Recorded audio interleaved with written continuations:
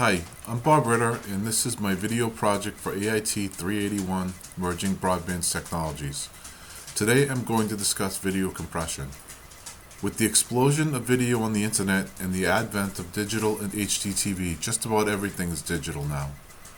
The ability to transmit as many video streams as possible over a given bandwidth is very important. To produce this quality requires a tremendous amount of bandwidth and storage. Compression techniques keep the size of the file as small as possible while attempting to keep the quality of the video high. I chose this topic a few weeks back. I had wanted to watch a Boston Bruins hockey game but found out that my satellite package didn't include the Versus network. On a whim, I did a Google search to see if it was carried live on another network and found that it was actually simulcast over the internet live. I had no idea if it's legal or not to put it on the internet, but that's a presentation for another day. I decided to check it out and found the quality to be surprisingly good, although far from perfect. During this class, I have read a lot about IPTV and have seen my share of videos, but this intrigued me as if it was for a live event. So I created this video describing video compression. A note about my sources. At the end of the presentation, there's a slide listing all my sources. Much of what I've used as the basis of my project came from Chapter 4 of the Video over IP text that describes video and audio compression.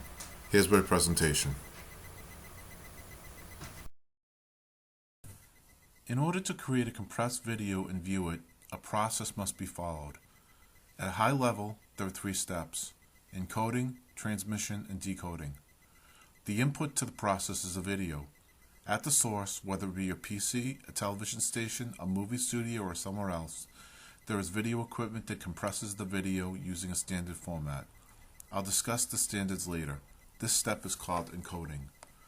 The output of the encoding step will be a compressed file that gets written to a DVD or a compressed stream that is sent over a transport network. This is really important, as the better the compression, the less cost it will be for the manufacturer of the content to get it to the consumer, and the easier it will be for the consumer to watch the content. No one wants to get stuck in the middle of a movie, having to get up and put another DVD into the player. At the target, there is equipment that receives the file and decompresses it for viewing. The equipment must be able to read the file, decode it, and present it to the file consumer. It must have sufficient processing powers to perform these actions. This may take the form of a set-top box, a PC, or a DVD player. Lossless compression.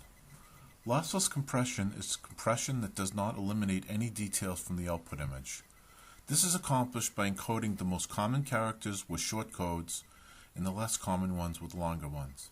This way of encoding uses the least amount of bits without any data loss. The term for this is called variable length coding, or VLC. VLC is used in Huffman coding, which is used in MPEG compression. Huffman coding was developed by an MIT PhD student, David Huffman, in 1952 and is widely considered a standard. The drawback of lossless compression is that depending on the contents of the source, it may not compress enough to be effective. Lossy compression. Lossy compression is compression whose output quality degrades from its input. The goal is to compress the data as much as possible while limiting the degradation that comes from eliminating information from the input.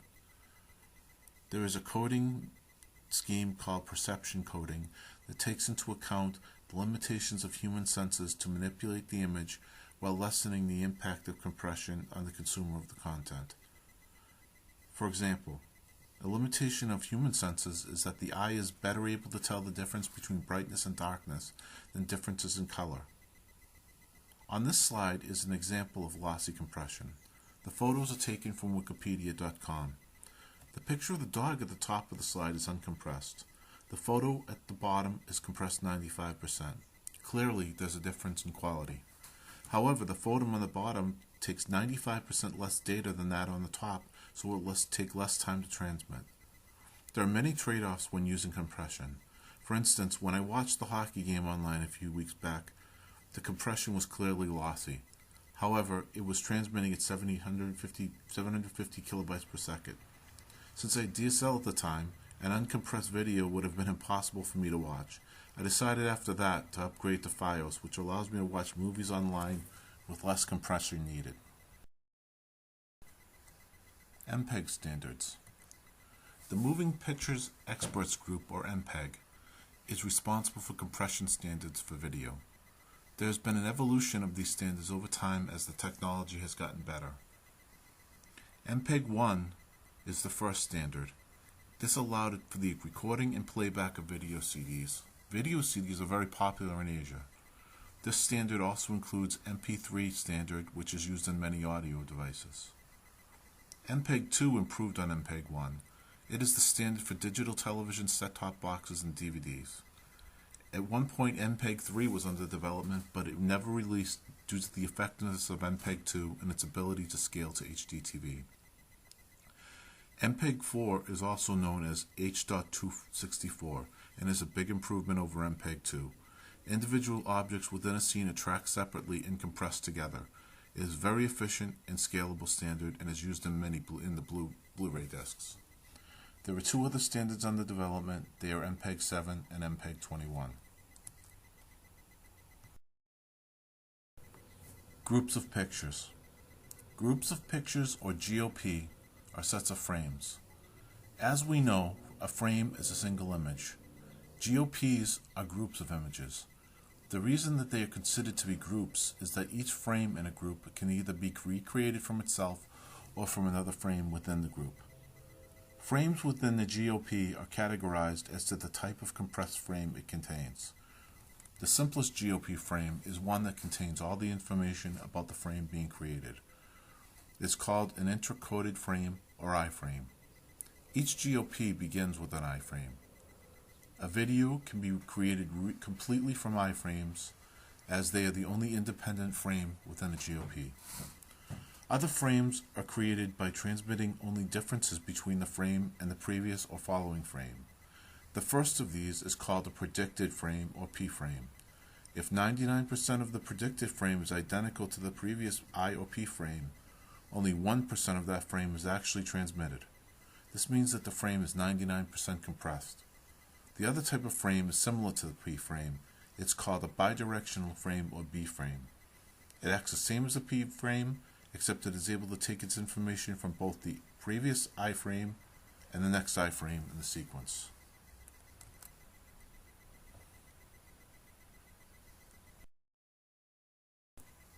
There are two types of GOPs, open and closed. An open GOP contains B frames and thus takes the information from the previous and next iframe. The closed GOP does not. It would be nice if we could have one iframe at the beginning of a video and just subsequent P frames until the end. That'd be great compression. Technically this could be done, but it isn't practical.